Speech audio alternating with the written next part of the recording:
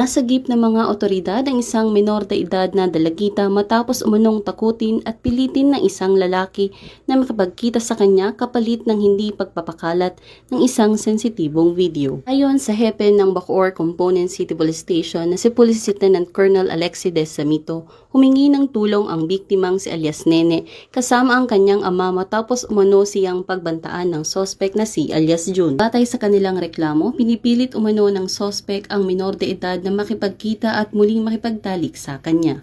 Nagbanta rin umano itong ikakalat sa ibang tao at sa social media ang isang pribadong video kapag hindi siya sinunod ng biktima. Agad namang nagsagawa ng entrapment operation ang mga tauhan ng Women and Children Protection Section, Intelligence Unit at SWAT ng Bacoor Police sa isang hotel sa Bacoor City. Ay kinasang entrapment operation, tuluyang nasakote ng mga otoridad ang nasabing sospek.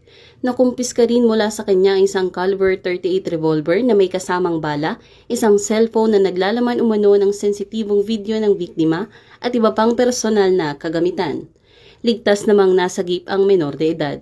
Samantala, 2 ring hotel staff ang naaresto at nahaharap sa kasong obstruction of justice matapos umanong hadlangan at makasagabal sa operasyon. Matapos ang matagumpay na entrapment operation, nahaharap ngayon ang suspect sa mga kasong multiple counts of statutory rape, grave threat, grave coercion, attempted rape in relation to RA 11648, paglabag sa Article 151 ng Revised Penal Code at illegal possession of firearms and ammunition sa ilalim ng RA 10591. Sa kasalukuyan ay inihahanda na ang mga kaukulang dokumento para sa pagsisampa ng mga kaso laban sa suspect sa Bacoor City Prosecutor's Office.